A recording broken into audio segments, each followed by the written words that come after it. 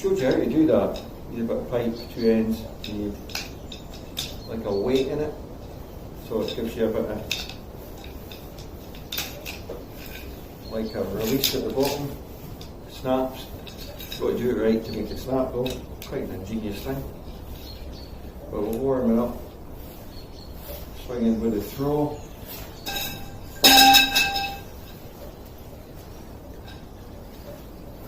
This is absolutely key to great golf, effortless golf. Realising that that actual part there is the true part that gets you hitting the ball. Great, easy, completely like as if you're trying to throw the club as far as you can to the target. And all you're doing is taking the club and doing that and throwing your hands to that point, and everything that happens there, your mind knows your hands have to go here. That club just comes down and sweeps through that ball. The noise it makes is like just ridiculous compared to what you normally do, and it's a case of that. So powerful. You can actually see it starts to even make you rotate through the shot.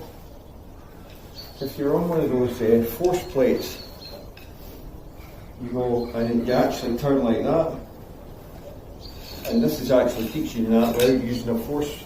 It's not a force plate, it's one of those plate things that moves, that spins. Great idea to have. So all you do is you can do it like this and step in and look at your target, keep looking at your target, have the club above it, and just, that's where my exit point is in my throat of the sky. Come in and just, and that is it. The crack you get off the ball is night and day. And it's the middle of the club face every time. You're not even really thinking about the club face. In fact, it's so freeing. Your mind is totally caught at the target. So the ball is just like, what ball? By the time you've worked out you've hit the ball, it's flying straight up the target. And it works for even like small shots.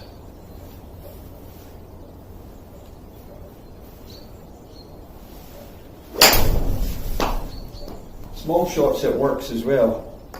It also, as you can see probably from that, the follow through ends up being very high and very like pointing to where you want it to go. Just like most follow through. And it's no accident that's happening. Because like I said to you, Mo talked endlessly about the horizontal tuck. I never got it.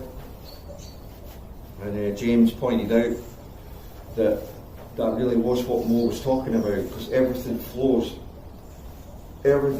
to that target, and this has to just, it gets in the way and off it goes. So it's actually dead easy to do on the golf course as well, because on the golf course everything's target orientated anyway, and it's just absolute pure genius. What a difference it makes. Any club in the bag, any length of swing in the bag, because how this works is you're focusing your mind on the release point. The release point of wanting to throw the club as far as I can up to that target. So there is the release point on a full shot. If you were doing a little chip from there to there, even that's got an exit point, so it would be there, because it's a short shot. So you literally would be exit point. You're just thinking, where's the exit point? Or the release point for the actual shot. If it's a driver, it's going to be way up in the sky. And that's how you get all your power, because you're releasing miles up in the sky. And like Tom Watson used to say, the maximum speed of your shot when you're swinging with nothing there, and he's listening for the whoosh. The whoosh is over here. You want the whoosh over here, not there. Over here, your maximum speed's out here. When you're obviously doing that, the ball gets in the way. So you know the speed's there, the control's there. The illusion of golf is so much simpler, and you can do loads of things to keep yourself relaxed whilst looking at the target, like moving constantly, feeling the weight of the club. That's key as well. And then you just swing, and the crack the club makes is night and day. Just so much better. And I've got obviously things to do today. I'm going out for a few holes. I've actually managed to pick up a pretty rare, I'm going to show you, tour issue. You know what I'm like with drivers. Big Bertha. Have a look at that. Big Bertha 2. It's actually a 4.15. That's 415cc driver. It's not that big, but man, did these things gun it.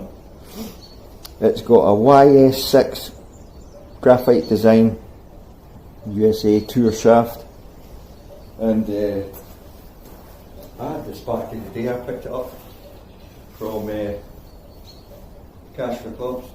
34 quid you can get one of these for. I'll say that again. 34 quid. That is like the bargain of the century. And if you want to practice your driving and hone it, 460cc's, sure, 460cc's will help you. But if you want to tighten your game up, a 415cc, apart from anything else, is going to go through the air a lot quicker, less wind resistance, and also the face size isn't much in it between a 460cc. Anyway, and Callaway did a special thing with these drivers. You can see there the head's miles bigger than the actual face. So they made the face very small, and then the mass was round it, so they were very, very forgiving if you hit them slightly off centre. Very little side spin on these drivers. Also what you got was, you can see there, it's just the same. Where am I releasing that to throw that club straight at the target? It's up there. Now step in. I've got it. Oh, put that T-go. Bit off the bottom that.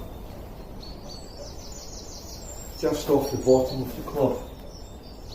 But obviously taking this out on the course, seeing how it's going to perform on the course.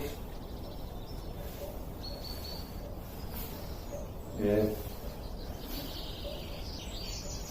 Talking about that 7 and stuff.